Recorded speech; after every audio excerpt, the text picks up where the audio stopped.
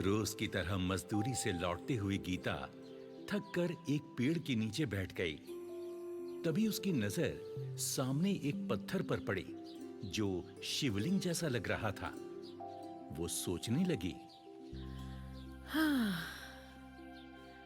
अरे ये तो शिवलिंग लग रहा है, पर लगता है यहाँ सेवा करने वाला कोई नहीं है।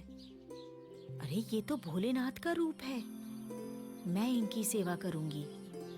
भोलेनाथ बहुत जल्दी प्रसन्न हो जाते हैं। कल से रोज सुबह काम पर जाने से पहले इनकी पूजा करूंगी। अगर भोलेनाथ प्रसन्न हो गए तो मेरा भी जीवन बदल जाएगा। ये सोचकर गीता उठी, शिवलिंग के पास पहुंची, उसके आगे मत्था टेका और अपने घर चली गई।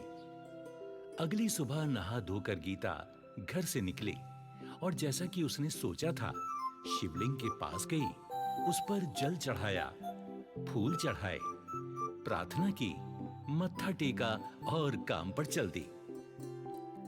गांव शकरपुर की रहने वाली गीता एक अनाथ लड़की थी।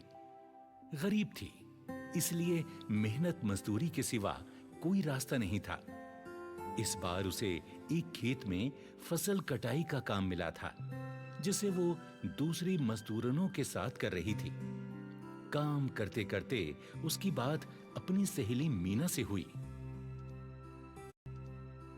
गीता, कुछ सोचा है तूने? ये काम तो कल खत्म हो जाएगा, उसके बाद क्या होगा? भोलेनाथ सब अच्छा ही करेंगे मीना, कोई ना कोई रास्ता निकल ही आएगा। मैंने सुना है कि यहाँ के जमींदार साहब अपनी हवेली का काम करवा रहे हैं। उन्हें भी मजदूरों की जरूरत है। मैं तो परसों वहाँ जाकर बात करूंगी, तू भी आ जाना। ठीक है, तू जा रही है तो मैं भी चली जाऊंगी। ये कहकर गीता और मीना अपने अपने काम में लग गईं। 2 दिन बाद सुबह सुबह काम की तलाश में निकलने से पहले रोज की तरह गीता ने शिवलिंग पर जल चढ़ाया, पूजा की और प्रार्थना की। भोलेनाथ, आज मैं एक नए काम के लिए जमींदार के यहाँ जा रही हूँ। मेरी मदद करना, अपना आशीर्वाद देना कि मेरा काम हो जाए। भोलेनाथ का आशीर्वाद लेकर गीता जमींदार के यहाँ पहुंच गई। जमींदार ने गीता को काम समझाया। देखो भाई, हमारा बड़ा घर बन रहा है, यहाँ कुछ मजदूरों की जरूरत है, घर बनाने के काम में भी और कटी हुई फसल को संभालने के काम के लिए भी। तुम्हें 2 वक्त के खाने के साथ रोज के 100 रुपए मिलेंगे, पर हाँ, काम ईमानदारी से करना होगा। जी सरकार, मैं पूरी ईमानदारी और पूरी मेहनत से काम करूंगी। जमींदार ने गीता को काम पर रख लिया। गीता अपनी सहेली मीना और दूसरे मजदूरों के साथ मिलकर काम करने लगी। कभी ईंटें उठाना, कभी गारा मिट्टी मिलाना, कभी गोदाम में जाकर फसलों को ठीक से रखना। कई दिनों तक ऐसे ही काम चलता रहा। गीता खुश थी कि खाने को तो मिल ही रहा है। जब काम खत्म होगा तो इकट्ठे पैसे मिल जाएंगे और वो उसके काम आएंगे। वो भोलेनाथ से भी अपनी खुशी को बताती है। भोलेनाथ, आपकी कृपा से अच्छा काम मिल गया है, मेरे अच्छे पैसे बन जाएंगे। मैंने तो सब तय कर लिया है। जो पैसे मिलेंगे उनमें पहले तो घर की छत बनवाऊंगी, बाकी पैसे संभाल कर रखूंगी। अगर आगे चलकर कोई काम ना मिला तो अपना ही कुछ काम कर लूंगी। मेरी माँ भी सब्जियां बेचा करती थी, मैं भी वही कर लूंगी। बस ऐसे ही अपनी कृपा बनाए रखना भोलेनाथ। जय भोलेनाथ। ये कहकर गीता ने शिवलिंग के आगे मत्था टेका और काम पर चल दी। आखिर एक दिन काम खत्म हो ही गया। उस दिन गीता बहुत खुश थी। मीना, पूरे 40 दिन हो गए हैं। 100 रुपए दिहाड़ी के हिसाब से तो पूरे 4000 बन गए। हाँ गीता, जब पैसे मिल जाएं तो उन्हें संभाल कर रखना, मुसीबत के समय काम आएंगे। काम खत्म होने पर जब गीता और मीना जमींदार के पास पैसे मांगने पहुंची तो जमींदार गुस्से से भरकर बोला, क्या पैसे? कैसे पैसे? मजदूरी के पैसे सरकार। आपने कहा था कि जितने दिन मजदूरी होगी उतने दिन खाना मिलेगा और साथ में 100 रुपए रोज के हिसाब से मजदूरी मिलेगी। अरे क्या बकवास करती हो? मैंने ऐसा कब कहा है? अरे मैंने कहा था मजदूरी का काम है, तुम दिन भर मजदूरी करोगी और बदले में तुम्हें 2 वक्त का खाना मिलेगा। तुमने मजदूरी की, मैंने खाना दिया, हिसाब बराबर। अब चलो निकलो यहाँ से। अगली बार कोई काम होगा तो आदमी भेजकर बुला लूंगा। नहीं सरकार, आपने कहा था कि 2 वक्त का खाना मिलेगा और 100 रुपए रोज के हिसाब से मजदूरी। चाहे तो मीना से भी पूछ लीजिए सरकार। अरे मुझे क्या दूध पीता बच्चा समझा हैं? साथ में इसे भी सिखा पढ़ा कर ले आई। अरे मैं क्या तुम जैसी औरतों की चालाकी नहीं समझता? पहले पेट भर कर खाना खा लिया, अब चालाकी से मुझसे पैसे ऐंठना चाहती हो। चलो निकलो यहाँ से, कहीं ऐसा ना हो जाए कि मुझे गुस्सा आ जाए और मैं कुछ कर बैठूं। आओ यहाँ से। गीता और मीना को समझ आ गया था कि यह इंसान अब पैसे नहीं देने वाला, यहां से चलने में ही भलाई है। गीता और मीना आंखों में आंसू लिए अपने अपने घर चली गईं। गीता अपने घर चारपाई पर लेटे लेटे अपनी टूटी छत की ओर देख रही थी। उसकी आंखों में आंसू थे। वो अपने आप से कहने लगी, थोड़े दिनों में बारिश शुरू हो जाएगी। मैंने सोचा था मजदूरी के पैसे मिलेंगे तो छत की मरम्मत करवा लूंगी, पर जमींदार ने तो पैसे देने से ही मना कर दिया। अब मैं क्या करूंगी? इसी तरह आंखों में आंसू लिए गीता अपने आने वाले कल के बारे में सोच रही थी। तभी उसे अपनी माँ की कही बात याद आई। बेटा, जिसका कोई नहीं होता उसका ईश्वर होता है। जब समस्या का कोई हल ना निकले तो ईश्वर से प्रार्थना करो, वो हर समस्या सुलझाता है। माँ ठीक कहती थी, मुझे भोलेनाथ से अपनी समस्या बतानी चाहिए, वो ही कोई रास्ता निकालेंगे। अगली सुबह गीता रोज की तरह शिवलिंग के पास पहुंची। जल चढ़ाया, बेल पत्ते और फूल चढ़ाए और आंखों में आंसू लिए प्रार्थना करने लगी।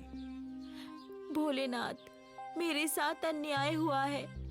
मेरी 40 दिन की मजदूरी जमींदार ने मार ली है। मुझे मेरी मजदूरी दिलवा दो भोलेनाथ। रोते रोते गीता ने अपना सिर भोलेनाथ के आगे टिका दिया। तभी गीता के कानों में आवाज पड़ी, उठो पुत्री। भोलेनाथ, आप? हाँ पुत्री, मैंने तुम्हारी प्रार्थना सुन ली है। तुम चिंता मत करो, मेहनत की कमाई कभी कहीं नहीं जाती। तुम्हारी 40 दिन की भक्ति भी पूरी हुई है और 40 दिन की मजदूरी भी। तुम आराम से घर जाओ, तुम्हारी हक की कमाई खुद तुम्हारे घर चलकर आएगी। गीता ने अपने आंसू पोंछे और चेहरे पर मुस्कान लिए घर वापस आ गई। उधर जमींदार अपनी तिजोरी में नोट गिन गिन कर रखे जा रहा था।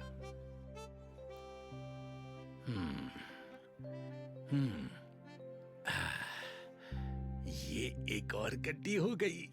अच्छा हुआ कि सारी फसल अच्छे दामों पर बाजार में बिक गई। गोदाम में पड़ी रहती तो देखभाल पर भी खर्चा होता और कुछ खराब भी हो जाती। किस्मत साथ दे तो ऐसे ही धन बरसता है। बढ़िया, ये गई अंदर। ये कहकर जमींदार ने तिजोरी का दरवाजा बंद किया और खुशी से सीटी बजाता बाहर की ओर चला। तभी उसकी बेटी सुवेला अंदर आई। पिताजी, पिताजी, पिताजी, मुझे कुछ पैसे चाहिए। बहुत दिन हो गए, मैंने अपने लिए कुछ नए कपड़े नहीं खरीदे और मुझे कान के बुंदे भी लेने हैं। मुझे कुछ पैसे दीजिए ना। हाँ, क्यों नहीं, क्यों नहीं। अपनी बेटी के लिए पैसों की क्या कमी है, अभी देता हूँ, रुक जाओ। जमींदार ने अपनी कमर में खूंसी हुई चाबी निकाली और तिजोरी खोली और एक गड्डी उठाई। ये क्या? ये तो कोरे कागज के टुकड़ों की गड्डी लगती है। ये क्या हो गया? ये कैसे हो सकता है? जल्दी से उसने वो गड्डी फेंकी और दूसरी गड्डियां देखने लगा, पर सारी गड्डियां वैसी ही थी। एक एक कर उसने सारी गड्डियां फेंक दी। कमरे में चारों ओर सफेद कागज के टुकड़े फैल गए।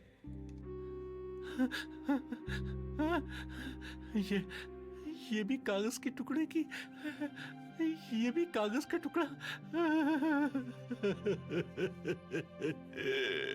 ये मेरे साथ क्या हो गया? इतना बड़ा धोखा! मैं तो बर्बाद हो गया, मैं तो बर्बाद हो गया। ये क्या पिताजी, आपकी तिजोरी में नोटों की जगह ये सफेद कागज के टुकड़े? अरे वही तो बेटी, समझ नहीं आ रहा ये हुआ कैसे। मैंने तो फसल बेचकर सारे नोट देख कर लिए थे। मेरे साथ बहुत बड़ा धोखा हुआ है बेटी।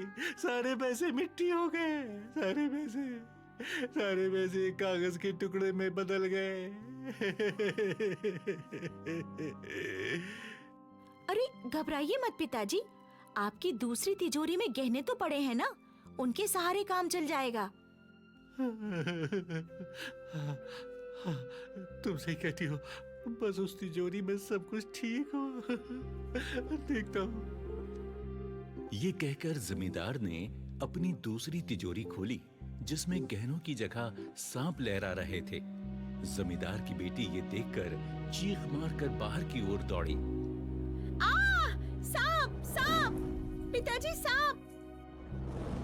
जमींदार ने अपने डर पर काबू पाते हुए झट से तिजोरी का दरवाजा बंद किया और वो बुरी तरह से रोने लगा।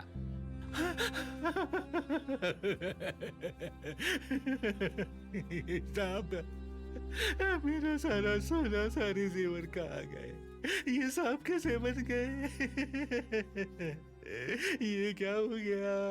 मैं तो कहीं का ना रहा। ये क्या हो गया?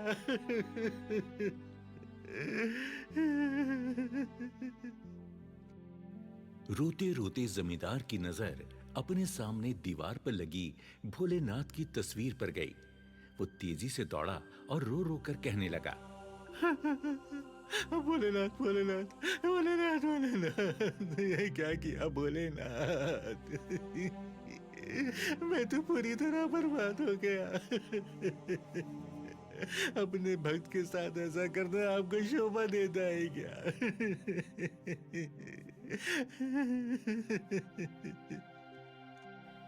तभी वहां तेज प्रकाश हुआ।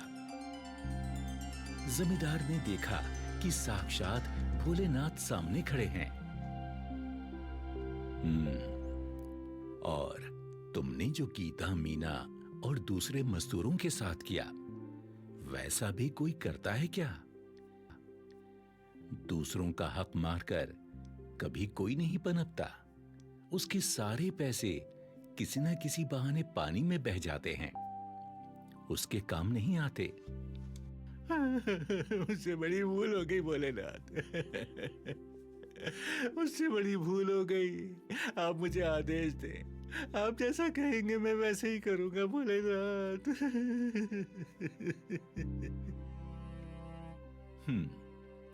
तो ठीक है, सारे मजदूरों को उनका हक दो। जितने पैसों का वादा किया था उन्हें वो सब दो, और गांव में एक लंगर की भी व्यवस्था करो। कभी किसी मजदूर के पास खाने को पैसे ना हो तो वो वहां खा ही लेगा। ऐसा ही होगा भोलेनाथ, ऐसा ही होगा भोलेनाथ।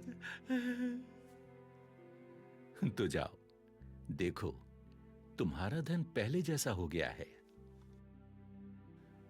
ये सुनते ही जमींदार ने कागज के टुकड़ों की ओर देखा जो फिर से नोट बन चुके थे। उसने जल्दी से सबको तिजोरी में रखा। दूसरी तिजोरी खोलकर देखा तो उसमें पहले की तरह जेवर भरे हुए थे। जमींदार ने गीता और दूसरे मजदूरों को बुलाकर उनकी मजदूरी दी और गांव में एक लंगर का भी इंतजाम किया। गीता ने अपनी छत मरम्मत करवा ली थी और अपनी सब्जी की रेहड़ी लेकर बेचने जाने से पहले वो शिवलिंग की पूजा अवश्य करती, जल चढ़ाती और एक सब्जी भी अर्पित करती। हे भोलेनाथ, मेरी अच्छी कमाई करवाना और आशीर्वाद देना कि मेरी कमाई में बरकत भी हो। और फिर सब्जी बेचने चल देती।